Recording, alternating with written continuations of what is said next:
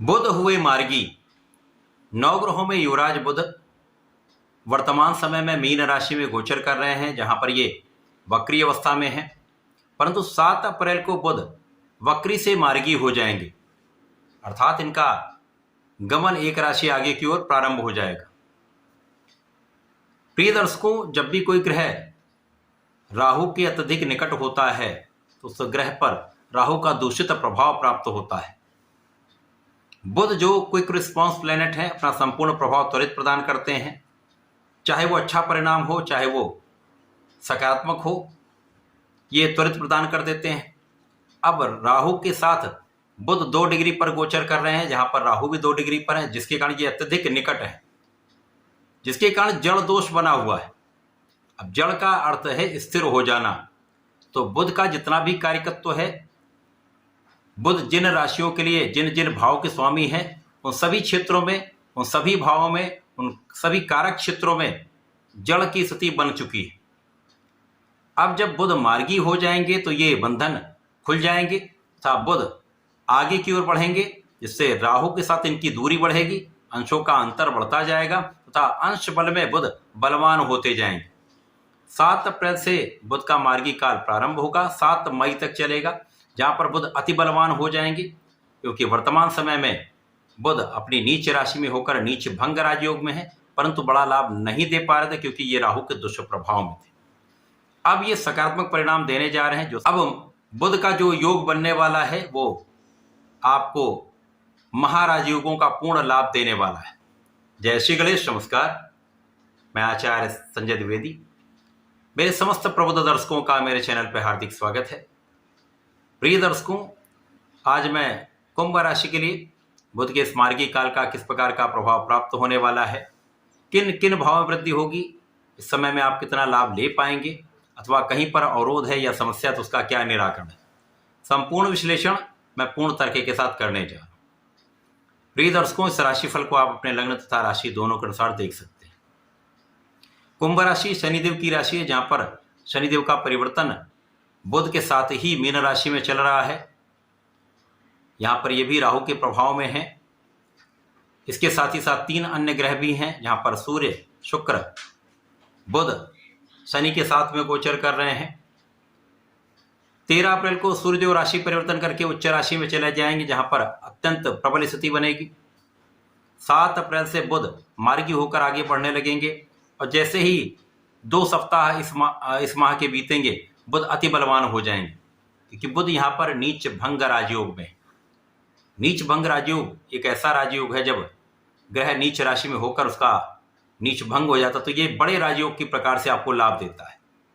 इसी प्रकार से जब 14 अप्रैल को शुक्र भी मार्गी होकर आगे बढ़ेंगे, तो बुध और शुक्र युति प्रभाव बनाएंगे, जिसके कारण धन योग बनेगा, महाधन योग का लाभ निश्चित रूप से प्राप्त होगा।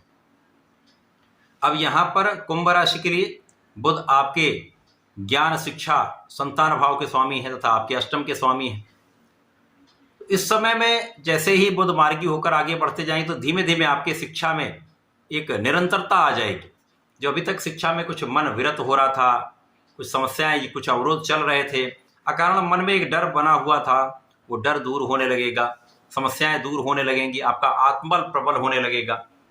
अब जब आपका कॉन्फिडेंस अच्छा होता है, और बुध बुद्धि के कारक हैं, जब बुद्धि के कारक आत्मबल के साथ मिश्रित प्रभाव देते हैं, तो आपका सफलता का क्षेत्र बढ़ जाता है। आपका जो एक्सपेक्टेड रिजल्ट है वो आपको प्राप्त होने लगता है। इसी प्रकार से बुध इस जगत के समस्त कार्य क्षेत्रों में अपना प्रभाव रखते हैं, चाहे वो बुद्धि वाणी से संबंधित कोई कार्य हो, कला जगत का कोई कार्य हो, कोई भी व्यापार हो, छोटी इंडस्ट्री हो, बड़ा इंडस्ट्री हो, छोटा व्यापार हो, बड़ा व्यापार हो, समस्त क्षेत्रों में बुध का संपूर्ण प्रभाव है। जहां पर गणनाएं हैं, जहां पर ज्ञान है, जहां पर शिक्षा है, जहां पर बुद्धि है, जहां पर वाणी है, वहां पर बुध है। अतः इस जगत के संपूर्ण क्षेत्रों में बुध का पूर्ण प्रभाव होता है।